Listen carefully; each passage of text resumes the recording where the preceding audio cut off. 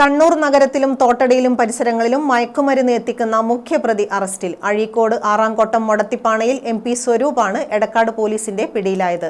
2025 August മാസം ആറ്റടപ്പയിൽ വെച്ച് 141 gram MDMA-യും 22 gram hybrid കഞ്ചാവും പിടികൂടിയ കേസിലാണ് തലശ്ശേരിയിൽ വെച്ച് ഇയാൾ അറസ്റ്റിലായത്. മയക്കുമരുന്ന് വിൽപ്പനക്കാർക്ക് ബാംഗ്ലൂരിൽ നിന്നും മയക്കുമരുന്ന് എത്തിക്കുന്ന സംഘത്തിലെ പ്രധാനിയാണ് അറസ്റ്റിലായ സ്വരൂപ്. ഇപ്പോൾ പാലക്കാട് വെള്ളിനേഴി തിരുനാരായണപുരത്താണ് ഇയാൾ താമസിക്കുന്നത്.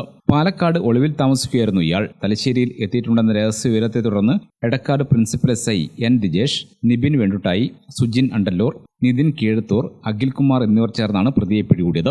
ആറ്റടപ്പ നൂഞ്ഞിങ്കാവിന് സമീപമുള്ള വിഷ്ണുവിന്റെ വീട്ടിൽ നിന്നാണ് മയക്കുമരുന്ന് പിടികൂടിയത്. വിഷ്ണുവിനെയും തുടർന്ന് നടന്ന അന്വേഷണത്തിൽ മറ്റൊരു പ്രതിയായ സായുജിനെയും അന്നത്തെ അന്വേഷണ ഉദ്യോഗസ്ഥനായ Edakkad station house officer MB Biju arrest ചെയ്തിരുന്നു. സമൂഹ മാധ്യമങ്ങളിൽ കൂടിയും അതുപോലെ ഉത്സവം, മറ്റ് ആഘോഷ പരിപാടികളിൽ കൂടിയും DJ പരിപാടിയോടനുബന്ധിച്ച് ഇൻസ്റ്റാഗ്രാം പേജുകൾ ഉണ്ടാക്കിയുമാണ് പ്രധാനമായും മയക്കുമരുന്ന് വിൽപ്പന നടത്തുന്നത്. ചെറുപ്പക്കാരായ യുവാക്കളെ പരിചയപ്പെടുകയും അവർക്ക് വാഹനം വാടകയ്ക്ക് എടുത്തു കൊടുക്കുകയും ബാംഗ്ലൂരിലേക്ക് ട്രിപ്പ് വാഗ്ദാനം ചെയ്യുകയും തുടർന്ന് അവരോടൊപ്പം ബാംഗ്ലൂരിൽ കറങ്ങാൻ പോവുകയും അവർക്ക് വേണ്ട കാര്യങ്ങൾ ചെയ്തു കൊടുക്കുകയും ചെയ്യും. തുടർന്ന് ബാംഗ്ലൂരിൽ നിന്നും മയക്കുമരുന്ന് സംഘടിപ്പിച്ച് അതേ വാഹനത്തിൽ കയറ്റിവിടുകയാണ് പതിവെന്ന് പോലീസ് പറഞ്ഞു. തുടർന്ന് സ്വരൂപ് ട്രെയിൻ മാർഗം പാലക്കാട് എത്തുകയും സ്വന്തം വീട്ടിലെത്തി താമസിക്കുകയും ചെയ്തു. മയക്കുമരുന്ന് സുരക്ഷിതമായി കണ്ണൂരിലെത്തിയെന്ന് ഉറപ്പുവരുത്തുകയും യുവാക്കളുടെ വീട്ടിൽ സൂക്ഷിക്കാൻ ആവശ്യപ്പെടുകയും പിന്നീട് ആവശ്യക്കാരെ യുവാക്കളുടെ വീടുകളിലേക്ക് പറഞ്ഞയച്ച വിൽപ്പന നടത്തുകയാണ് പതിവ്. എടക്കാട് പോലീസ് സംഘം നടത്തിയ വിദഗ്ധ അന്വേഷണത്തിലാണ് പ്രതിക്കെതിരെ തെളിവുകൾ കണ്ടെത്തി അറസ്റ്റ് രേഖപ്പെടുത്തുകയും ചെയ്തത്.